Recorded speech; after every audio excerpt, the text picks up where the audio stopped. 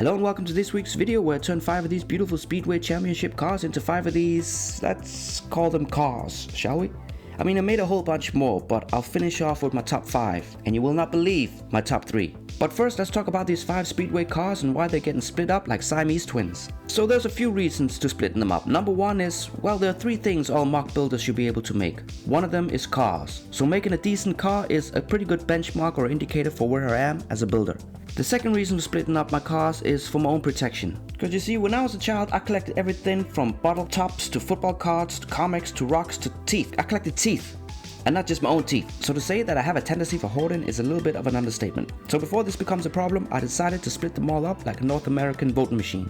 I will definitely miss the Pagani Utopia, that's a pretty cool car, and I feel also regret splitting up the Fast and Furious cars because I think one of them died in a car crash, which is a very Alanis Morissette thing to do. So it might be worth some money in a... No, she's fine. I meant ironic. Jesus. Now, I don't know how you get started with your builds, but my first attempts are always terrible, and every brick I add, it's like... No, God! No, God, please, no! No! No! And my first attempt... No! But then I get into it, I persevere, I push through, and slowly but surely I get some results. Now, I'm not saying I'm the perfect car maker, I mean, I'm barely a baker, but I do feel like I passed the make a car test. I do have 2 other videos of making cars, so I guess you're gonna have to go back to those and see how much I've improved, if at all. But I would say most of these cars here definitely passed the 10 scale. So from 1 to 18, 1 being impressing a 1-year-old and an 18 impressing an 18-year-old. I would say most of these cars are around a 10 to 12 situation. I mean, I know it takes a lot to impress a teenager, but I think most of these cars will impress a 10-year-old. Right? Come to think about it, this grading scale is a little bit inappropriate, so I might just go back to 1 to 10. 1 being a minor disaster and 10 being a major genius move. Finally, we've come to my top 3. We're now entering car heaven.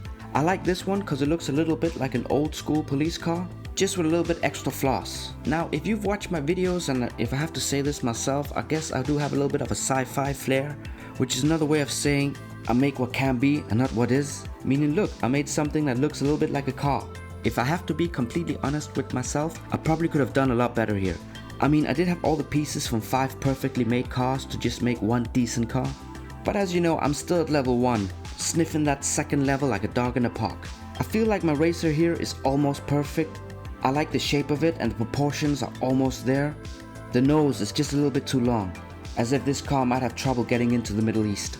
Finally, my number 1 spot I give to this Spot the Car. I like this chubby little car because it reminds me a little bit of a rally car, with just a little bit extra floss. I would say I maybe made a little bit too much extra flash of extras on this build, which is a classic newbie mistake to make.